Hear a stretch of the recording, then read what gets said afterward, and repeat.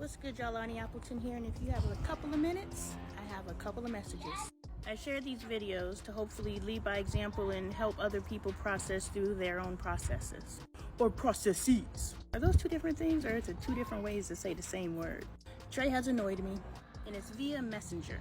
I asked him to do something for me, and he did it, but he half-assed it. And that bumped up against the belief that every time I ask him to do something of this capacity, he half-asses it. And of course, I've created my own narrative within my head of why he does this.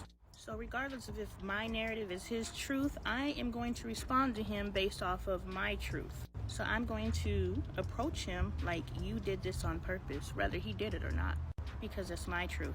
And I am insistent on impressing my truth upon him.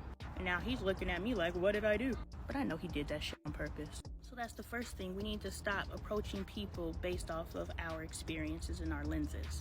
Just because we feel this is their motivation of why they did something, that may not necessarily be why they did it. Even though I know he did it like that on purpose. Can't tell me he didn't. He do it too often. I done said something to correct him too many times for him to still be doing it. Sorry, I'm upset. I'm recording this video to process my process. So my initial response was to message him back and say, why would you do that? We go back and forth about this all the time. Now today, I wouldn't use the language that I would have necessarily used in the past, but I definitely would have called him on it. But I stopped and I was like, what is saying the exact same thing that I say to him over and over again going to do? He did what he did, he's going to continue to do what he do. The only thing that I could manage in this equation is me. And saying something to him is only going to disrupt his peace, even though he disrupted my peace, and I feel we both need to be disrupted. So I have evolved past saying something to him, and now I just go complain to my friends, my trusty group chat. But I was like, what is putting that energy out into the universe going to do?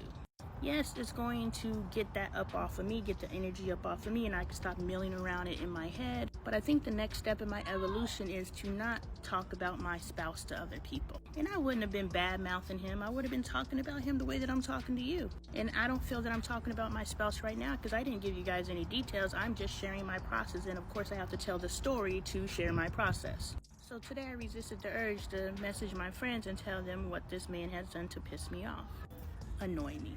And I believe that's progress. Stop treating your spouse like a child. Actually, what's one before one? Stop impressing your view on your spouse and to allow them to have their own truth. Save yourself some peace by allowing them to have their own truth instead of thinking they're doing things to mess with you because they're probably not. He is, I don't care what nobody says. I kid. No, I'm not. Only say what's necessary to say and stop talking to people about your business. Y'all have a good day. What's good, y'all? Lonnie Appleton here, and if y'all have a few minutes, I have a few messages. Let's talk being okay with not getting your way. Not getting your way is rooted in control. So if you wonder why you get mad when you don't get your way, it's because you have control issues.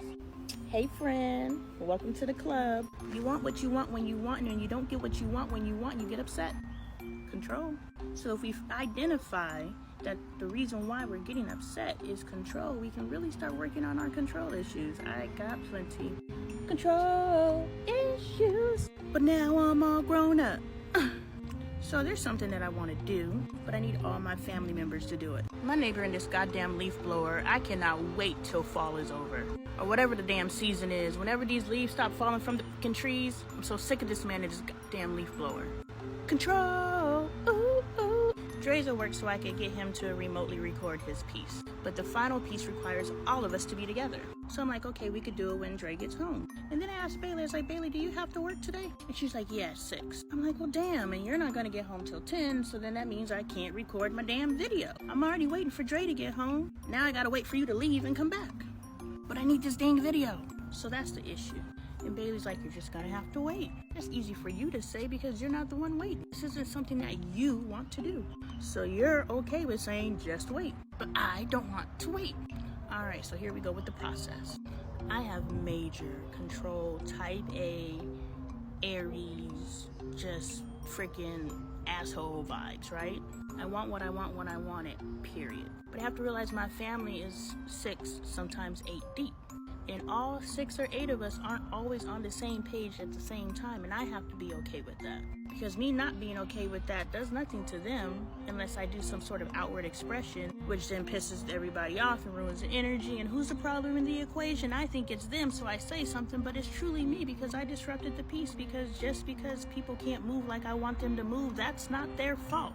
Me controlling my emotions is my responsibility, not theirs. So I can't sit here and blame them or get mad at them or get frustrated with them because they're not moving like I want them to move. That's silly. The only thing I can control is myself. And I can control how I respond to disappointment, because that's what that is. I am disappointed because I want to do something and it's not executing the way that I want it to execute. And that makes me upset, typically. But today I'm not upset. I'm like, divine timing. I have really moved into everything is divine, everything in its time, everything in its divine timing. It's not for me to do what I want when I want. It's for everything to come together perfectly for not only the 6 people that I need to execute this idea, but also for whatever it needs to happen once it enters the ether. So I find comfort in knowing it's not about what I want to do when I want to do it, but what I need to do happens when it needs to be done. So shh. Let's talk the importance of having wise counsel around you. What's good, y'all? I'm Lonnie Appleton, and if you have a couple of minutes, I have a couple of messages. First, I'm a woodworker. I'm covered in dust. I'm working on Miss Lauryn Hill. Someone stitched one of my videos, and the way that they worded what they had to say triggered me. I really hate the word triggered, but it really is what happened. Somebody triggered me, and I was ready to pop off. So I feel it's a valid word to use right now. I was freaking triggered. I was so triggered, I was in here angry saying, and I was in here like, so much so that I went into my backyard to film a video. So much so that I went back and forth with this individual in their comments about stitching my video in the language that they chose to use. So much so that I went to my daughter and I said, hey, watch this video and tell me, do you think she's saying what I think she's saying? So much so that I went into my trusty group chat and I said, hey, watch this video, y'all, and tell me if you're receiving from this video what I'm receiving. So much so that when I commented to her and she commented back and said she was actually in support, that I argued her down about, I know that's your truth, but my truth is that you're being in contradiction and I'm gonna call you on the stuff. Didn't I just post a video about allowing people to have their truths and not getting worked up about it? Lord, I'm a work in progress. So something that I have learned is to sit on things. When you are all worked up, sit on it, because once the energy has left the situation, you're able to think more clearly. But when we're acting in the energy of whatever's going on, we're definitely going to end up regretting something. 99% of the time, there's 1% of the time that you were on target. I'll speak for myself. But at least I knew enough to go to my counsel and say, hey, are you picking up what I'm picking up or am I tripping? And boy, did it make me mad when both of them said, girl, you tripping. No, I'm not. I was. And then I started thinking, I was like, even to respond to her the way that I responded to her was off brand. It's not what I want to promote. It's not what I'm about. I mean, it's what I've been about. I'm gonna call you on your stuff. If you're gonna try to adjust my crown, your crown better be straight as fuck or we gonna have a problem. Because I'm gonna call you on everything. Could you try to call me first? Just don't even dial my number if you don't want problems. But that's not the energy I want to put out there. That's not the person I want to be. So I apologize to the woman because it wasn't right. And now that I'm replaying the video over, I'm like, oh, I see how she was in support.